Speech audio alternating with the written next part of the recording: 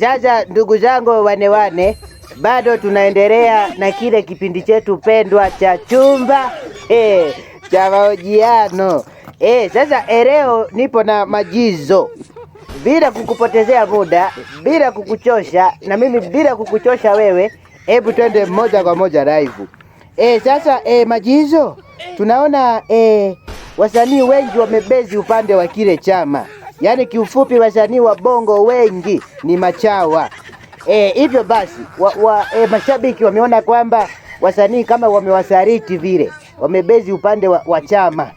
Kwa hiyo sasa mashabiki wameamua kususa kazi za wasanii, yaani kuto kusapoti hizi kazi za wasanii. Na hiyo imekuwa kama adhabu kwa wasanii wa bongo. Kwa hiyo mashabiki wametoa adhabu kwa hao wasanii wa bongo kwa kuto kusapoti kazi zao. Sasa wewe kama mdau unalizungumziaje hili swala? Kama ikiwapendeza tutafute njia nyingine ya kuadhibu mtu ambaye unamuona yuko tofauti na itikadi zako.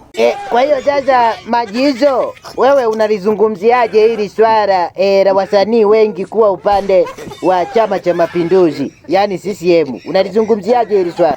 Kwangu mimi nikisema nizungumzie upande wa wasanii, naona ni msanii ambaye ameadhibiwa kwa kosa la kujitafutia riziki, ni kwa kosa la kwenda kutafuta kipato chake. Aha, okay, sawa, nimekuelewa. Kwa hiyo hivi kwenye hizi kampeni ambazo walikuwa wanaenda wasanii kutumbuiza, hivi kwenye hizi kampeni walikuwa wanalipwa au walikuwa wanafanya show bure? Walikuwa wanalipwa. Huo ndio kweli. Mimi najua walikuwa wanalipwa. Hamna msanii ambaye alikuwa anafanya kazi bure. Aha, kumbe sasa hapo unaanza kupata maswali ya majibu yangu. Kumbe kinachowapeleka kule ni njaa. Hapo sasa nimeelewa. Kwa hiyo sasa Majizo, kwani msanii anazuiliwa kuchagua chama? Msanii anazuiliwa kuchagua chama? Msanii anayo haki ya kuchagua chama. Kama nilivyomtaja hapa Sugu. Sugu ni msanii, lakini amechagua chama ambacho anakifanyia kazi.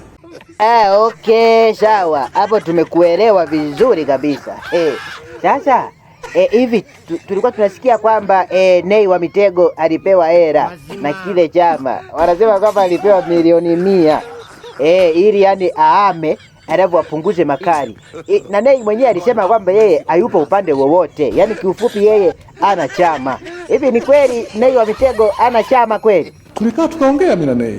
Nikamwambia Nay, mimi nikifanya muziki na focus na muziki. Akanambia bro, naelewa lakini mimi niruhusu nifanye itikadi zangu kwenye chama kingine. Nikamwambia sawa. Kumbe Nay wa Mitego kwa hiyo alikuwa anatupanga. Kwa maelezo yako hayo Majizo, inaonesha kabisa Nay wa Mitego ni Chadema in blood. Alikuwa anatupanga. Anyway, tuendelee. Sasa Majizo, kwa mimi ninavyoona hawa wasanii kwa kweli inatakiwa wafungiwe kabisa. Maana hawana msaada wowote. Msanii ni kioo cha jamii. Sasa kama kioo cha jamii, inatakiwa jamii jifunze kutoka kwako wewe msanii. Sasa wewe msanii, sisi jamii tunajifunza nini kwako? Ndio kwanza wanaimba zile nyimbo za kishenzi. Anyway, kwa hiyo point yangu ipo hapa. Inatakiwa tuwafungie hawa wasanii, wafungiwe kwa kweli. Boda wengi mlikuwa mnakusanya watu kuja kwenye hiyo mikutano. Vipi na nyinyi tuwafungie? Mlikuwa mnachukua watu kwenye hivyo viwanja. Tunajua kuna vyombo vya usafiri vya anga vimebeba watu pamoja na wasanii waende kwenye mikutano. Vipi na nyinyi tuwafungie? Wako mama ntilie walitengeneza vyakula huko mikoani, na wenyewe tuwafungie? Yani Majizo, yani unajua hawa wasanii wetu wa bongo wanakera. Wana maneno ya kuuzi kwa kweli. Kama huyu nani wanamuita huyu Diamond Platinum. Ana maneno ya kukera. Yaani wewe wakuambia mashabiki wafanye kazi kweli? Yeye mwenyewe anafanya nani gani sasa? Yaani kwa kweli wanakera. Huyu Diamond Platinum huyu. Wanakosea, wanateleza. Tukiri kabisa kuna wakati wana maneno ya kukera kidogo, na kuna wakati wanapitiliza. Yaani kiukweli Majizo wanakera, yaani wana maneno ya kuuzi. Yaani huyu Diamond Platinum huyu. Alafu huyu Diamond Platinum tuna mpango wa kumuondoa. Yaani tuna mpango wa kumuua. asionekane kabisa kwenye industry ya dunia.